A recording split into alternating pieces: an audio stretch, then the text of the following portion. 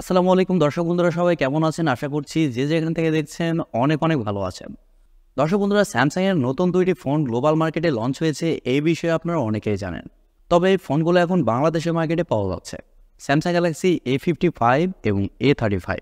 তবে কোথায় এবং কেমন প্রাইস পয়েন্টে পাওয়া যাচ্ছে এই বিষয়ে একটু পরে কথা বলছি।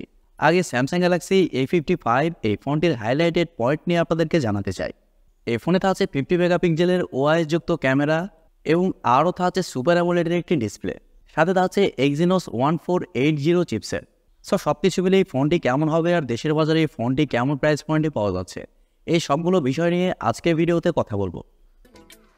প্রথমে যদি এই ফোনটির ডিজাইন এবং বিল্ড কোয়ালিটি নিয়ে কথা বলি, তাহলে স্যামসাং তাদের এই সিরিজের ফোনগুলোতে ডিজাইনের ক্ষেত্রে বিশেষভাবে নজর রেখেছে। বলতে পারেন আইফোনকে কপি করার চেষ্টা করেছে। ফোনটির ব্যাক সাইডে থাকছে গ্লাস, তবে ফ্রেমে থাকছে অ্যালুমিনিয়াম, যা এবার আইফোনে ছিল। তবে এই সিরিজের ফোন হওয়া সত্ত্বেও এই ফোনটি কিন্তু যথেষ্ট মোটা। এই ফোনটির থিকনেস করা হয়েছে 8.2 মিলিমিটার এবং ওজন করা হয়েছে 213 গ্রাম। এর কারণে লং টাইম এই ফোনটি এক হাতে ব্যবহার করতে গেলে কিছুটা প্রবলেম ফেস করতে পারেন। তবে দুঃখজনক হলেও সত্যি যে এই ফোনটি মোটা হওয়া সত্ত্বেও এই ফোনটিতে 3.5 মিলিমিটার হেডফোন জ্যাক থাকছে না। তবে সিম কার্ডের পাশাপাশি এই ফোনটিতে মাইক্রোএসডি কার্ড ব্যবহারের সুযোগ থাকছে।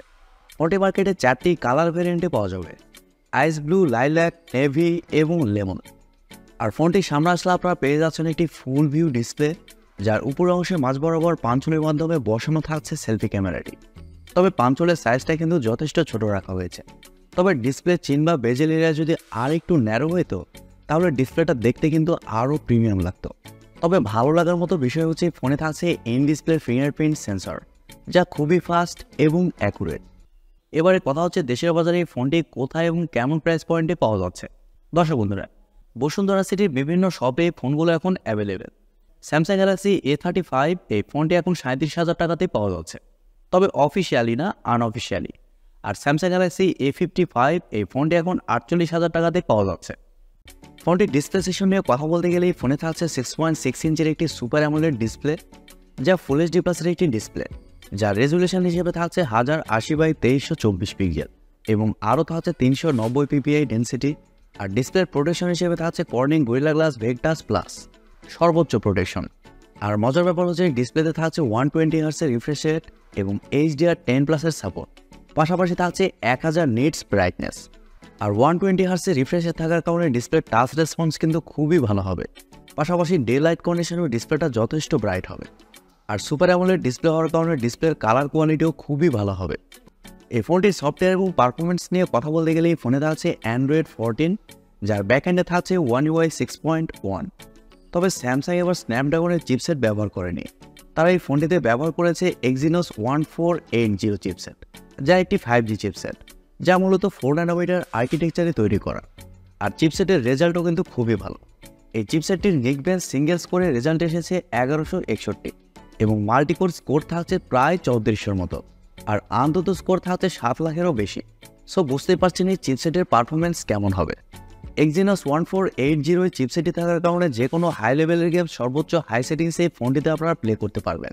সেক্ষেত্রে গেমিংয়ের সময় কোনো ধরনের ল্যাগ বা ফ্রেম ড্রপ ফিল করবেন না। আর এছাড়াও মাল্টিটাস্কিং সহ অন্যান্য কাজও এই ফোনটিতে খুব ভালোভাবে করতে পারবেন, এদিক দিয়েও কোনো ধরনের সমস্যা হচ্ছে না। ফোনটির ক্যামেরা সেকশন নিয়ে কথা বলতে গেলে এখানেও থাকছে বিশেষ আকর্ষণ। ফোনটির ব্যাক সাইডে থাকছে 3টি ক্যামেরা, যার মেন সেন্সর হিসেবে থাকছে 50 মেগাপিক্সেলের একটি ওয়াইড সেন্সর, যা f1.8 অ্যাপারচার। আর এই সেন্সরে আপনারা ওআইএস পেয়ে যাচ্ছেন। এবং সেকেন্ডে থাকছে 12 মেগাপিক্সেলের একটি আলট্রা ওয়াইড সেন্সর, যা f2.2 অ্যাপারচার। আর এই সেন্সরের মাধ্যমে আপনারা 123 ডিগ্রি এরিয়া পর্যন্ত কভার করতে পারছেন। এবং সবশেষে থাকছে 5 মেগাপিক্সেলের একটি ম্যাক্রো সেন্সর, যা f2.4 অ্যাপারচার।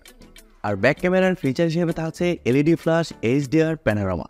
আর ভালো ব্যাপার হচ্ছে ফোনটির ব্যাক ক্যামেরাতে আপনার সর্বোচ্চ 4K-তে 30 FPS শ্যুট করতে পারছেন এবং 1080p-তে সর্বোচ্চ 60 FPS পর্যন্ত শ্যুট করতে পারছেন। ফোনটিতে সেলফি ক্যামেরা হিসেবে থাকছে 32 মেগাপিক্সেলের সেলফি ক্যামেরা, যা f2.2 অ্যাপারচার। আর মজার ব্যাপার হচ্ছে সেলফি ক্যামেরা দিয়ে আপনারা সর্বোচ্চ 4K-তে ভিডিও শ্যুট করতে পারছেন। আর ফোনটির ফটো কোয়ালিটি এবং ভিডিও কোয়ালিটিও কিন্তু যথেষ্ট ভালো করা হয়েছে, আপনারা স্ক্রিনে দেখতেই পাচ্ছেন। ফোনটির ব্যাটারি এবং চার্জার নিয়ে কথা বলতে গেলে ফোনে থাকছে 5000 mAh-এর একটি ব্যাটারি, সাথে থাকছে 25 ওয়াট চার্জার সাপোর্ট। তবে স্যাডলি ফোনটির বক্সে কোনো ধরনের চার্জার থাকছে না। এবারে কথা হচ্ছে, এরকম প্রাইস পয়েন্টে ফোনটি কি কেনা ঠিক হবে? দর্শক বন্ধুরা, আপনারা অনেকেই জানেন ইন্ডিয়ান মার্কেটে ফোনটি 40,000 রুপির আশেপাশে লঞ্চ করা হয়েছে। আর বাংলাদেশের মার্কেটে ফোনটি যখন অফিসিয়ালি লঞ্চ হবে তখন এই ফোনটির প্রাইস হবে 60,000 টাকার উপরে। তবে আনঅফিসিয়ালি ফোনটি এখন 48,000 টাকাতেই পাওয়া যাচ্ছে, যা আমার কাছে মনে হয়েছে ঠিকঠাকই আছে। তারপরও আপনারা যারা এই ফোনটি নিতে চান আরও কয়েকটা দিন ওয়েট করতে পারেন, সেক্ষেত্রে ফোনটির প্রাইস আর একটু কমে পাবেন।